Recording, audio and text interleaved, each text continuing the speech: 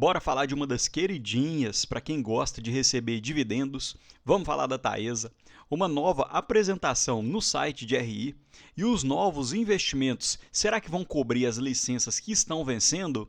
E no final quero mostrar qual seria o preço justo da ação hoje. Então bora pro vídeo.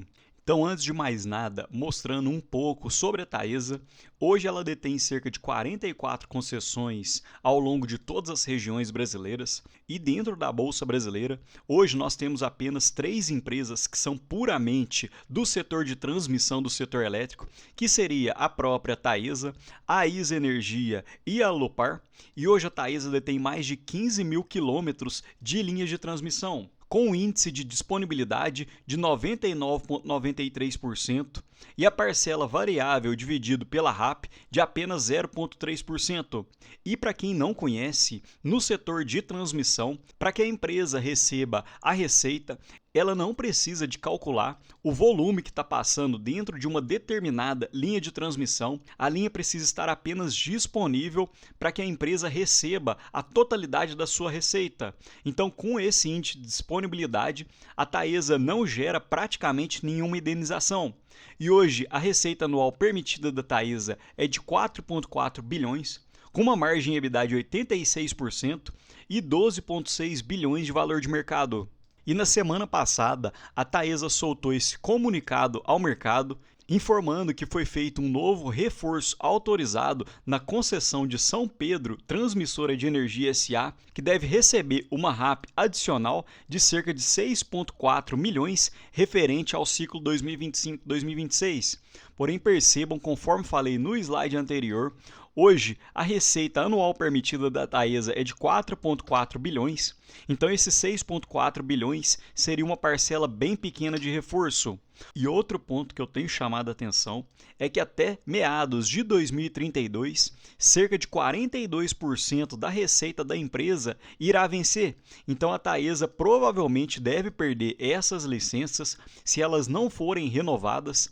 Então é uma parcela muito relevante da receita da empresa que ela vai ter que correr atrás através de investimentos. Então, para o investidor da Taesa, tem que ter cautela porque provavelmente os dividendos para os próximos anos devem ser minguados, visto que a Taesa vai ter que investir muito para poder repor essas receitas.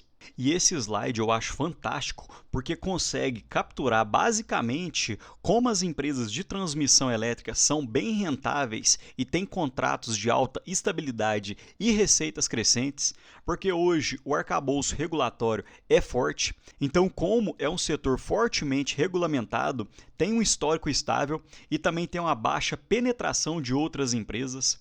Também tem diversas fontes de receitas, como leilão de novos projetos, aquisição de projetos concluídos e reforços e melhorias. Então, a fonte de receita não é apenas de novos leilões, mas também pode adquirir projetos já concluídos e através de reforços e melhorias. Tem contratos de longo prazo e receitas previsíveis, porque normalmente os contratos são de 30 anos. É protegido pela inflação, porque normalmente a receita anual permitida é ajustada de acordo com algum índice, seja o IPCA ou IGPM. Não tem risco de demanda, porque conforme falei no primeiro slide, os pagamentos são com base na disponibilidade da linha, independente do volume de energia transportado. Outro detalhe que a Taesa colocou é que no Brasil deve haver cerca de 129 a 153 bilhões de investimentos em linhas de transmissão entre 2025 e 2034. E se houver uma relação de RAP sobre CAPEX de 12%, isso seria uma receita anual permitida de 15,5 bilhões a 18,36 bilhões. Porém, percebam que isso aqui não é exclusivamente da Taesa, outras empresas podem capturar, mas se a Taesa conseguir pegar cerca de 10 a 15% desses projetos, já poderia compensar a perda de 1,8 bilhão de vencimentos que deve ocorrer até meados de 2032. E a Taesa tem se movimentado, visto que ela detém diversos projetos em implantação, como Sairá, que é 100% Taesa, Tangará, também 100% Taesa, Ananaí, 100% Taesa e Juruá, com 100% Taesa. E se nós fizéssemos o somatório do total da receita anual permitida desses investimentos, ficaria na casa dos 500 milhões. E conforme falei, a Taesa deve perder cerca de 1,8 bi até 2032. Então ela tem que continuar investindo para poder manter as suas receitas pelo menos estáveis. E pelo que a gente está vendo, a curva de investimento esperada para a Taesa deve diminuir até 2027, visto que a Taesa não tem conseguido capturar novos projetos. Outro detalhe que eu gosto sempre de falar é que havia uma especulação no mercado financeiro que as linhas de transmissão eram um filé mignon, porque normalmente você conseguia ter um retorno sobre o investimento bem elevado. Então percebam que o projeto de Sairá, que é o mais antigo em implementação da Taesa, detinha um retorno de cerca de 16,2%.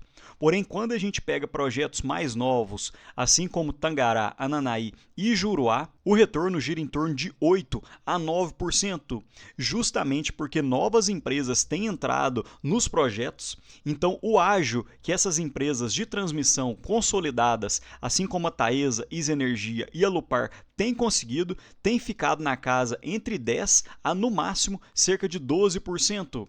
E isso acaba impactando diretamente na receita das empresas. Outro detalhe é que desde 2020 as receitas da Taesa ficaram praticamente lateralizadas e nesse mesmo período a cotação deve ter andado uns 40%. E quando a gente pega pelos lucros, os lucros até caíram nesse mesmo período. Então a cotação subiu e os lucros têm caído. Então, para mim, esse pode ser um sinal de alerta dos motivos do porquê eu ainda não entro na Taesa. E hoje, dentro do meu preço teto, a Taesa já estourou. E nesse slide fica ainda mais fácil da gente visualizar, porque percebam que as receitas da Taesa, olhando desde 2022 até 2024, andaram muito pouco. E nesse mesmo período, o endividamento da Taesa saiu de 3,7 a 4,1 vezes. Outro detalhe interessante é que entre 2015 e 2019, a Taesa conseguia pagar 10, 12% de dividendos com uma alavancagem bem baixa, principalmente porque, conforme falei, ela conseguia pegar projetos com um ágio muito grande e após meados de 2019, a Taesa se alavancou muito e nem tem conseguido pagar dividendos tão altos assim. E quando a gente pega pela alavancagem da empresa versus os dividendos pagos, parece que a Taesa está se alavancando justamente para pagar dividendos, porque entre 2015 e 2019 a alavancagem ficava na casa de 1,5 vezes a dívida líquida sobre EBITDA, e entre 2019 e 2022 a dívida subiu para 4,1 vezes. Então, mesmo sendo uma empresa que tem receitas bem previsíveis, hoje eu acredito que esse seja um sinal de alerta, visto que a Taesa ainda tem que fazer diversos novos investimentos para novos projetos, apenas para manter uma receita, apenas para não perder receita, olhando até 2032. E para finalizar, falando um pouco sobre o preço justo da Taesa, eu vi esse vídeo do Neto Invest falando um pouco sobre o preço justo da Caixa Seguridade, então quis fazer algo parecido para encontrar o preço justo da Taesa baseado no modelo de Gordon, que pega o preço dos ativos igual aos dividendos pagos nos próximos 12 meses, dividido pela relação de uma taxa de desconto que você quer, um prêmio que você quer para poder comprar essa empresa, menos a taxa de crescimento dos dividendos. Apenas um detalhe, essa fórmula é inviável para empresas de crescimentos e também para empresas cíclicas, porque normalmente empresas de crescimentos praticamente não pagam dividendos ou pagam muito pouco dividendos, e também para empresas cíclicas, que no ano paga 20% de proventos, no ano seguinte paga 0%. Então o G, que é a taxa de crescimento dos dividendos, ficaria prejudicado. E falando sobre o K, que seria a taxa de desconto que nós precisaríamos para poder investir na Taesa hoje, vou utilizar um modelo que o Neto usou, que eu acho que ficou bastante coerente. Pegando hoje o Tesouro IPCA mais 2035, ele está pagando IPCA mais 7,5%. Porém, para investir em ações que é renda variável, a gente quer um prêmio acima do que 7,5%. Então, eu coloquei um prêmio de 3% acima de IPCA mais 7,51%, ou seja, IPCA mais 10,5%. E olhando a taxa de crescimento dos dividendos, eu quis fazer dois cenários.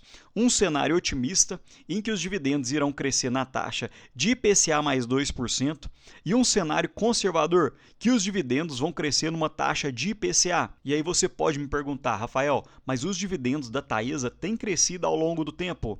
Porém, percebam que olhando pelo histórico recente, nos últimos 5 anos, a Taesa praticamente ficou lateralizada olhando os dividendos e até mesmo diminuiu quando a gente olha entre 2020 e 2025. Então, eu quero olhar de uma forma um pouco mais realista, utilizando esses dois dados. E agora, utilizando o modelo de Gordon, na cotação atual que eu estou gravando o vídeo, a Taesa encontra-se em R$ 39,77. O dividendo esperado para 2026, eu acredito que fique na casa de R$ 3,23. Utilizando a taxa de desconto de IPCA mais 10,51%, com a taxa de dividendos de IPCA mais 2%, que ainda seria um modelo otimista, visto que a Taesa não tem conseguido crescer os seus dividendos e a projeção para o futuro também não é de crescimento, mas vamos fazer esse cenário otimista. E quando a gente joga no preço justo de Gordon, hoje seria de R$ 37,95, ou seja, para entrar no preço de justo, a margem de segurança fica negativa, então a ação teria que cair cerca de 4,5% para poder chegar nesse modelo justo. E outro detalhe interessante é que a Taesa paga 100% do lucro líquido regulatório em dividendos, e normalmente as empresas não fazem isso. Elas retêm um pouco do lucro para poder reinvestir na própria empresa, principalmente quando você tem uma empresa que tem um ROI elevado.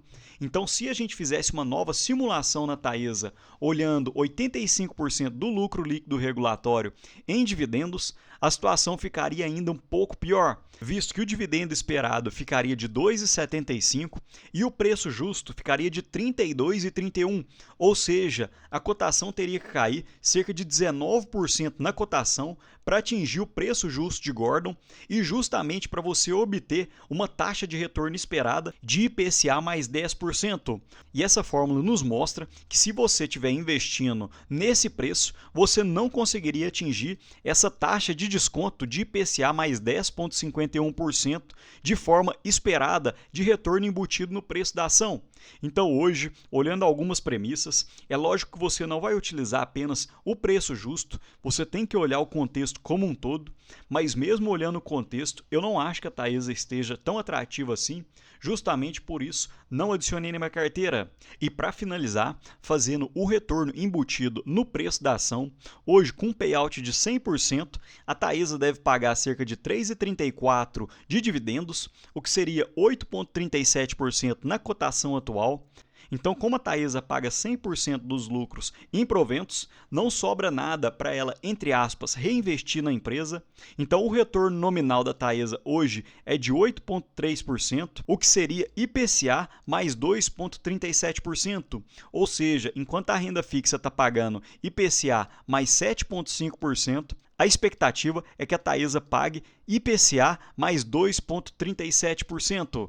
Mas me conta aqui, pessoal, se você gostar desse tipo de vídeo, comenta aqui embaixo, porque eu também quero fazer esse mesmo vídeo tanto para a ISA Energia quanto para a Alupar, para ver se elas estão em bons preços ou se hoje não vale a pena investir. No mais, deixo um ótimo dia para vocês e um abraço.